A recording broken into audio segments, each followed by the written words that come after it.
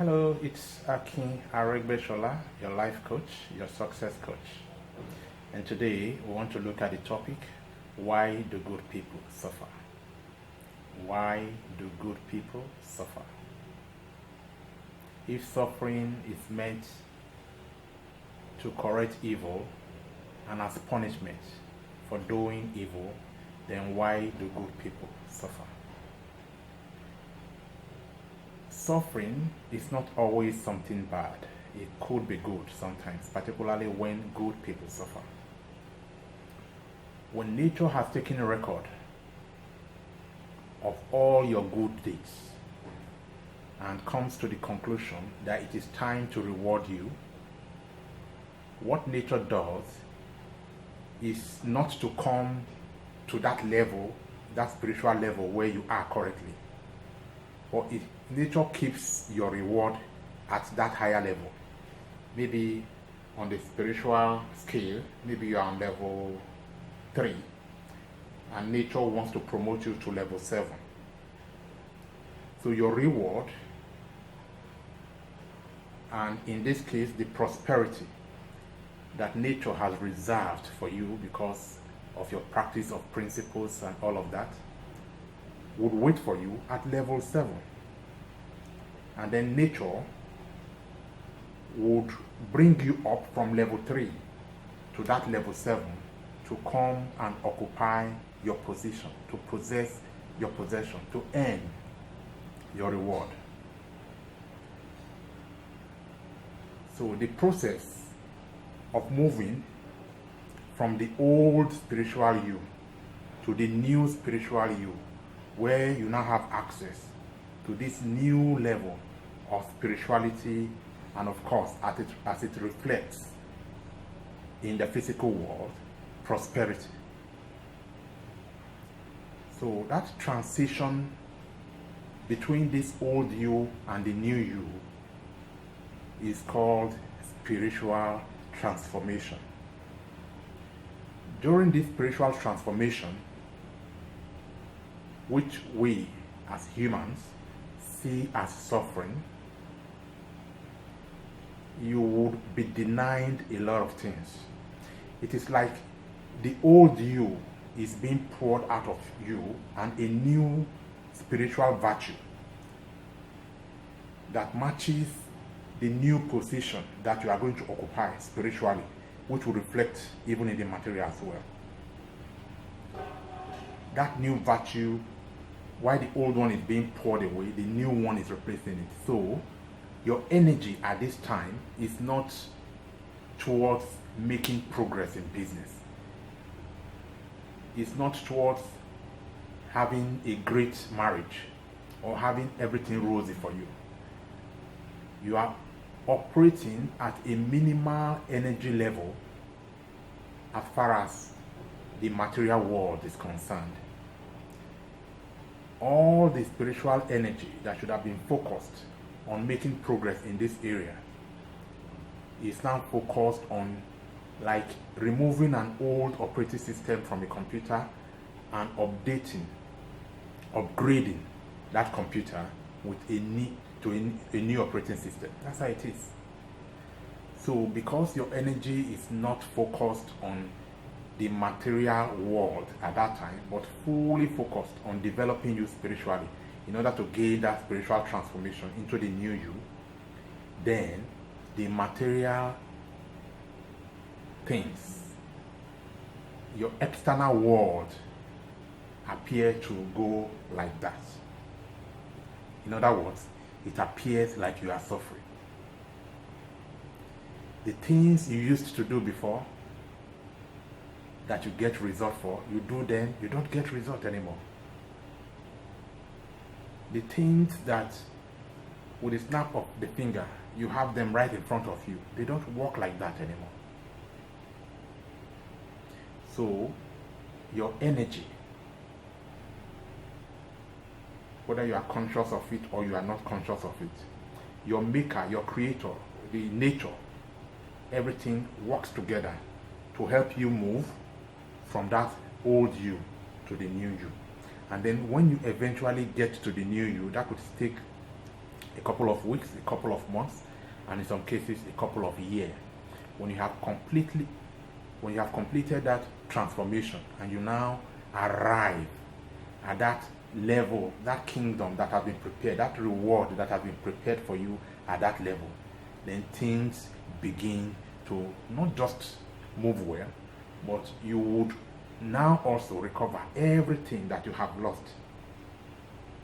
in the process of transformation. The old things are passed away. All things become new. Not just spiritually, because that is the focus anyway.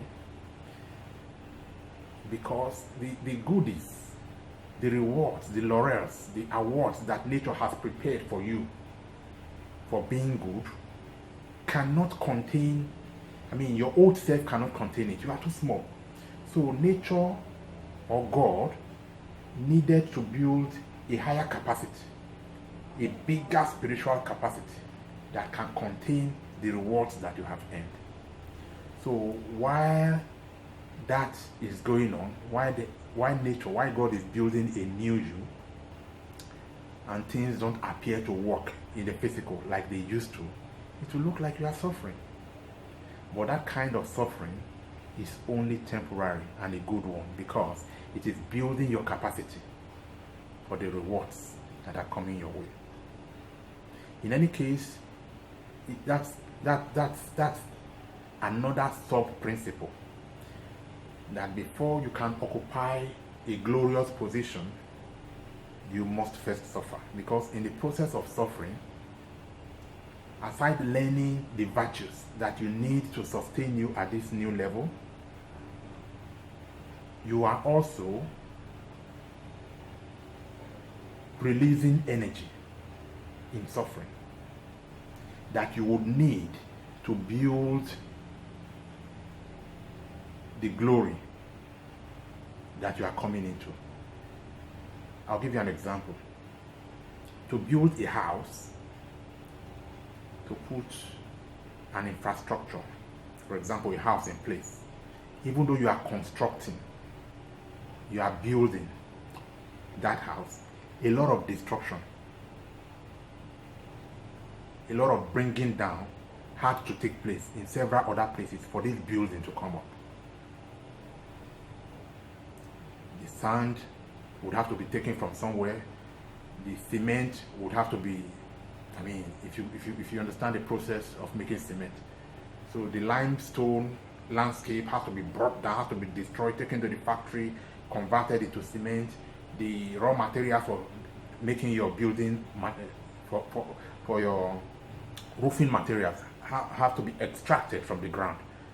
All of these form one part of destruction or another. But in any case, all of that destruction is brought together to form a new construction. To make furniture, you have to destroy a forest, or at least a tree. Bring down a tree and bring out the wood from that tree, convert it to furniture. So anywhere there is a making, because matter and energy can never be destroyed, and they cannot be created. They can neither be destroyed nor be created. So they can only be converted from one form to another. The energy that you need, that nature needs to form your glory for you, has to be released from somewhere. It is in the process of your suffering and the virtues that you learn during those sufferings that releases those energy that you need to build your glory. If you look down history, you look down the book of life, you would not find a single example of someone who came to glory, who came into enjoyment just like that, without having a story, without having passed through what we term suffering today. As a matter of fact, the deeper the suffering, the more glorious the building on top. Because the suffering, as we term it, actually forms the foundation on which that glory rests. Okay, so good men would still need to suffer, because the end result of the suffering, which is only a temporary suffering anyway, is to bring glory, like the Christians put it, to bring testimony. Because we always need to release energy from somewhere, so that we can use that energy to build somewhere else. This is not like the suffering of the evil one that is more permanent. But this is not even suffering. But we just term this suffering because as human beings, we like to be pitied. We like to attract, to draw sympathy. But if you look at it deeply, what we term suffering might just be God's plan of elevating us to a new status where we can begin to enjoy that which He has prepared for us. Thank you very much. That's it for today. Visit Akin Aregbesola Foundation.org for additional materials and resources on how you can build yourself up spiritually. Develop your mind to a level where your mind can begin to attract to you the prosperity that you desire. Thank you very much.